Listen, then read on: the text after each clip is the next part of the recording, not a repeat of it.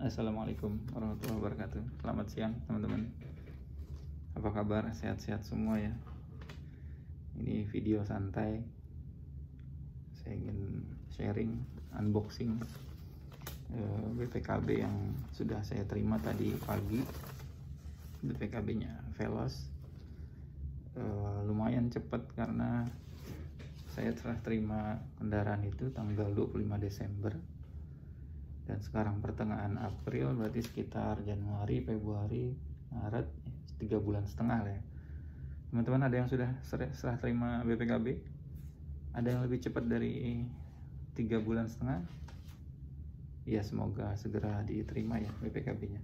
Karena ini adalah dokumen yang penting dalam tanda kutip juga bisa, karena ini bisa masuk sekolah ya, lumayan.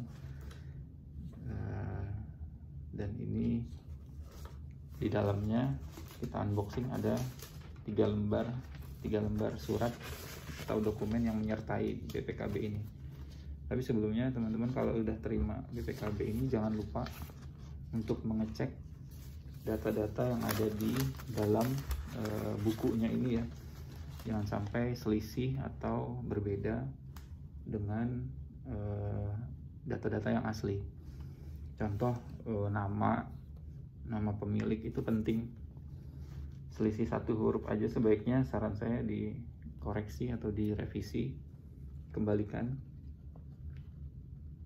Kemudian setelah nama jangan lupa nomor rangka dan nomor mesin juga dicek, disamakan dengan STNK dan di bodi mobilnya. Saya tadi udah cek sama STNK, itu cocok dan sama ya. Cuman terus terang saya belum cek dengan data-data yang ada di bodi mobil. Mungkin sepulang dari sini. Lalu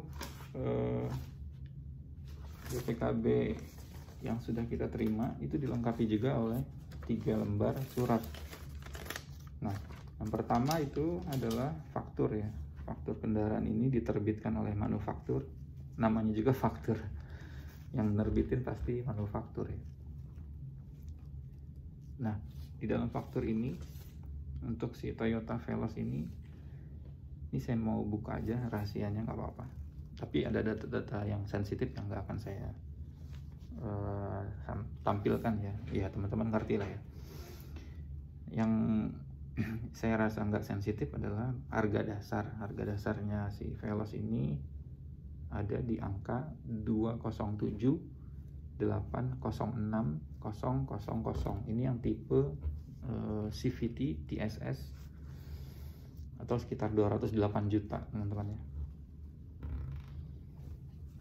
Nah, faktur ini juga penting untuk pemilik, jadi dia secara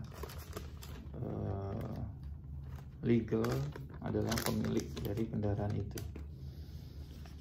kecuali sudah dipindah tangankan ya, asal ada kwitansi dan perjanjian jual beli. Nah, setelah faktur, di dokumen kedua ini ada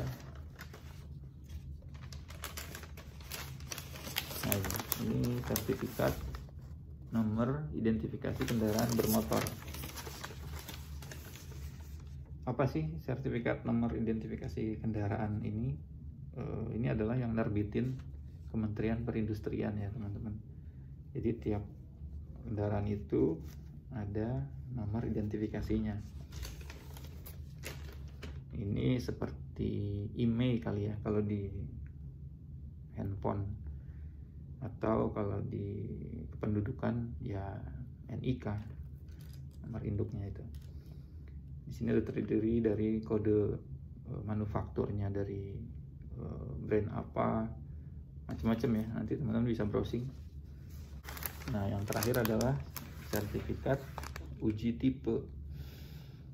Dokumen ini yang penting nih, yang saya tunggu-tunggu, karena di dalamnya banyak data-data hasil uji dari Kementerian Perhubungan. Jadi di sini disebutkan spesifikasi teknik hingga ke JBI ya, jumlah berat yang diizinkan. Nah, ini di sertifikat uji tipe ini kita akan bandingin dengan yang ada di websitenya Toyota. Yang pertama, overall lengthnya atau panjangnya ini cocok ya, 4475, baik di uji tipe maupun di websitenya Toyota sama. Kemudian overall width atau lebarnya 1750 sama. Kemudian tinggi, nah ini tinggi ini ada perbedaan teman-teman ya. Saya nggak tahu apakah dia memakai basisnya Avanza, karena yang tertera di sini adalah tingginya Avanza nih kalau kita lihat di websitenya. Websitenya Avanza itu dimensinya itu tingginya 1665 sesuai dengan yang ada di sertifikat uji tipe ya. Tapi nggak apa-apa karena cuma itu aja yang berbeda. Nah, yang menarik adalah di sini ada kekuatan rancangannya. Nah, ini yang ditunggu-tunggu ya. Untuk sumbu depan atau roda depan, axle-nya itu kekuatan rancangannya nih ya teman-teman, 815 kg. Dan sumbu yang di belakang atau roda belakang di bagian ekornya itu 920 kg. Nah, jadi di sertifikat ini jumlah berat JBB-nya, jumlah berat bruto itu kalau dijumlahin sumbu depan dan sumbu belakang itu 1735 kilo atau sekitar 1,7 ton ya. Dan berat kosongnya, nah ini berat kosongnya sebetulnya kemarin saya sempat nggak sabar ya, saya pengen nimbang sendiri berapa sih berat kosongnya si Veloz. Dan alhamdulillah sekarang udah terima BPKB. Di sertifikat uji tipenya ini tertera 1185 atau 1,18 ton ya. Nah, dari JBB dan berat kosong itu si Kementerian Perhubungan ini menerbitkan JBI, dan JBI ini nggak boleh lebih dari JBB ya, karena kekuatan rancangan itu yang jadi patokan. Jadi JBI-nya di sini tertera 1735 atau disamakan dengan JBB-nya manufaktur. Kemudian daya angkut. Nah, yang kemarin teman-teman yang udah melihat video saya mengenal beban aman kendaraan, silahkan ditonton.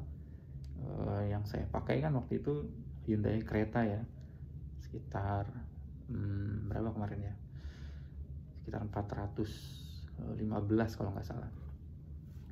Nah, di sini daya angkutnya adalah JBI dikurang berat kosong, atau di sini sekitar 550 kg untuk si Veloz ya. Untuk si Veloz. Jadi teman-teman yang sudah menyaksikan video ini, silakan ikutin instruksi atau rekomendasi saya tentang berat aman kendaraan. Kalau untuk jalan-jalan di kota aja sih teman-teman bisa ya sampai manfaatkan full 550 kg. 550 kg kalau dibagi 7 seat berarti sekitar 80, maksimal 80 orang rata-ratanya, belum termasuk berat ini ya, bawaannya. 80 dikali 7 560, oh iya benar, berarti sekitar 80. Nah, ketika melewati tanjakan jangan lupa rekomendasi saya kasih safety margin sekitar 20%. Makin tinggi safety marginnya semakin bagus. Artinya kalau 20% sekitar 25% ya kemarin saya rekomendasiin. itu dikurangin sekitar 130 kiloan, jadi sekitar 420. Teman-teman masih bisa bawa ini 420 kalau ingin melewati tanjakan. Tapi tetap rekomendasi saya teman-teman rasain juga karakter kendaraannya, 420 itu enak atau enggak. Kalau kemarin saya tes sekitar 402 ya, yang di video saya yang nanjak ke IKN itu masih enak, 10 derajat masih enak, 402. Cuman saya belum pernah tes di tanjakan 17 derajat. Ini jadi PR buat saya nih, bantuin Toyota berapa sih maksimal kemampuan si Veloz ini di tanjakan 17 derajat. Cuman perlu diingat, nanti yang saya tes adalah kapasitas maksimum ya, atau daya angkut maksimum. Bukan artinya teman-teman harus mengikuti saya. Misalnya saya dapat 400 kilo di tanjakan 17 derajat, bukan berarti harus segitu juga ketika melewati 17 derajat. Tetap safety margin dijaga ya. Itu dari yang sertifikat uji tipe. Dan di sini kelas jalan terendah yang boleh dilalui adalah jalan kelas 3 ya, udah pasti ya, karena ini tipe light vehicle, jadi dia bisa masuk sampai ke jalan kelas 3. Jalan kelas 3 itu kalau dari peraturan, kendaraan yang boleh masuk di jalan kelas 3 adalah kendaraan yang memiliki lebar maksimal sekitar 2,1 meter ya. Nah kalau tadi si Veloz lebarnya cuma 1750, makanya dia boleh masuk di jalan kelas 3 gitu teman-teman ya. Kalau muatannya sih jauh di bawah jalan kelas 3, karena jalan kelas 3 itu bisa sampai 8 ton diperbolehkan kendaraan yang lewatnya. Oke teman-teman, itu aja dari unboxing BPKB ini. Mudah-mudahan jadi referensi bagi teman-teman yang belum mendapatkan BPKB, dan semoga segera mendapatkannya. Jangan lupa dicek dan diingat-ingat daya angkut yang sudah saya sampaikan tadi, 550 kilo. Kalau cuman mau ke mall aja yang nggak ada tanjakan sih ya dikasih full aja, satu mobil full 7 penumpang yang isinya 550 masih aman. Tapi ketika melewati tanjakan hati-hati, ada safety margin, karena ketika kita lewat tanjakan bobot itu akan jadi tambah lebih berat ya si mesin menghandlenya. Kalau mau dijabarkan pakai rumus fisika ya mg sin alpha ya kalau nggak salah. Ya nanti itu sendirilah teman-teman, saya lupa. Jadi jangan lupa di tanjakan itu bukan waktunya banyak-banyakan beban, jadi harus tahu berapa kapasitas kendaraan. Ini semakin berumur Veloz juga kan semakin turun performance-nya, nggak akan lagi mampu sampai 550 kg, atau ketika di tanjakan nggak akan mampu lagi membawa beban sebanyak-banyaknya ya. Oke, itu jadi ada 3 dokumen. Sekian dari saya teman-teman ya, selamat bekerja kembali.